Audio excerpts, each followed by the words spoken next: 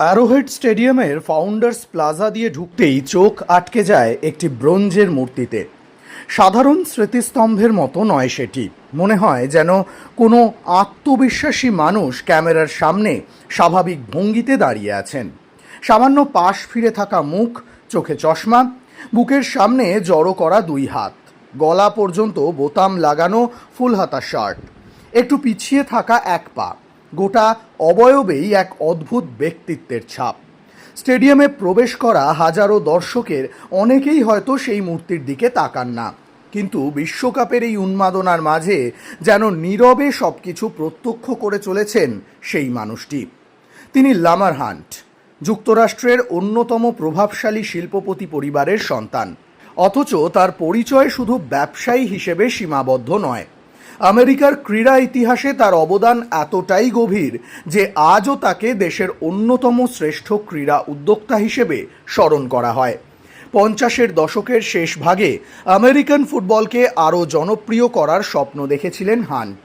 1959 সালে তিনি এনএফএল-এর একটি ফ্র্যাঞ্চাইজি কেনার চেষ্টা করেছিলেন, কিন্তু সেই সুযোগ না পেয়ে নিজেই গড়ে তোলেন বিকল্প প্রতিযোগিতা, আমেরিকান ফুটবল লিগ।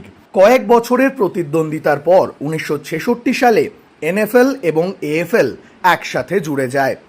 আজ যে সুপার বোল আমেরিকার সবচেয়ে বড় ক্রীড়া উৎসব, সেই নামটির প্রস্তাবও এসেছিল লামার হান্টের কাছ থেকেই। তার হাত ধরেই জন্ম নিয়েছিল কানসাস সিটি চিফস, যা এখন এনএফএল-এর অন্যতম সফল দল। তবে তার সবচেয়ে বড় কীর্তি সম্ভবত সকারকে ঘিরেই। 60-এর দশকে যুক্তরাষ্ট্রে ফুটবলের জনপ্রিয়তা প্রায় ছিল না বললেই চলে। 1966 সালের ইংল্যান্ড বিশ্বকাপে গিয়ে ফুটবলকে ঘিরে মানুষের উন্মাদনা নিজের চোখে দেখেছিলেন হান্ট। সেই অভিজ্ঞতাই তাকে অনুপ্রাণিত করে দেশে সকারের বিকাশে বিনিয়োগ করতে। 1967 সালে তিনি প্রতিষ্ঠা করেন ডালাস টর্নেডো। সেই সময় এই উদ্যোগকে ভালো চোখে দেখেননি অনেকেই। আইনি জটিলতাও তৈরি হয়েছিল, তবুও তিনি পিছিয়ে যাননি। পরবর্তীকালে 1994 সালের বিশ্বকাপ আয়োজনের অধিকার পেতে ফিফা যুক্তরাষ্ট্রকে একটি পেশাদার সকার লিগ গঠনের শর্ত দেয়। সেই শর্ত পূরণ করেই জন্ম নেয় মেজর লিগ সকার। কিন্তু শুরুতে এই লিগটি ছিল চরম আর্থিক সংকটে, বিনিয়োগকারী পাওয়া যাচ্ছিল না। তখন আবারও এগিয়ে আসেন লামার হান্ট। একসময় তিনি নিজের অর্থে এফসি ডালাস, কানসাস সিটি উইজার্ডস এবং কলম্বাস ক্রিউ, এই 3টি ক্লাব পরিচালনা করেন।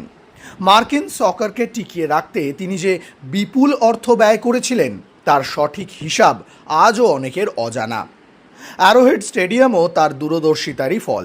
60-এর দশকে কানসাস সিটির নাগরিক নেতৃত্বের সঙ্গে আলোচনা শুরু করেছিলেন একটি আধুনিক ক্রীড়া কমপ্লেক্স গড়ে তোলার লক্ষ্যে। সেই পরিকল্পনার বাস্তব রূপই আজকের এই অ্যারোহেড স্টেডিয়াম। 2006 সালের লামার হান্টের মৃত্যু হলেও তার পরিবারের উদ্যোগ থেমে থাকেনি। অ্যারোহেড স্টেডিয়ামের আধুনিকীকরণে তারা বড় অঙ্কের অর্থ বিনিয়োগ করে, প্রাথমিক প্রতিশ্রুতির চেয়েও বেশি। শেষ পর্যন্ত প্রায় 125 মিলিয়ন মার্কিন ডলার ব্যয় করে হান্ট পরিবার। শুধু তাই নয়, বর্তমান বিশ্বকাপ আয়োজনের দৌড়ে কানসাস সিটিকে এগিয়ে আনতেও গুরুত্বপূর্ণ ভূমিকা নেন লামারের ছেলে ক্লার্ক হান্ট। 2015 সাল থেকে যুক্তরাষ্ট্রের বিশ্বকাপ আয়োজনের বিড প্রক্রিয়ায় তিনি সক্রিয়ভাবে যুক্ত ছিলেন এবং কানসাস সিটির পক্ষে জোরালো হয়ে প্রচার করেন। আজ বিশ্বকাপ উপলক্ষে অ্যারোহেড স্টেডিয়ামের চারপাশে মানুষের ঢল।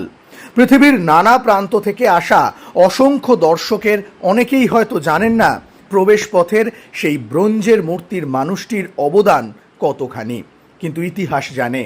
এই স্টেডিয়াম, এই শহর এবং আমেরিকায় সকারের আজকের অবস্থানের পেছনে লামার হান্টের স্বপ্ন, সাহস ও নিরলস প্রচেষ্টার বড় ভূমিকা রয়েছে। অ্যারোহেড যতদিন দাঁড়িয়ে থাকবে ততদিন তার প্রবেশদ্বারে নীরবে দাঁড়িয়ে থাকা সেই ব্রোঞ্জের মূর্তি মনে করিয়ে দেবে, কোনো স্বপ্নদ্রষ্টা নিজের আলোয় থাকেন না, কিন্তু তাদের স্বপ্নই একদিন পুরো পৃথিবীকে আলোকিত করে।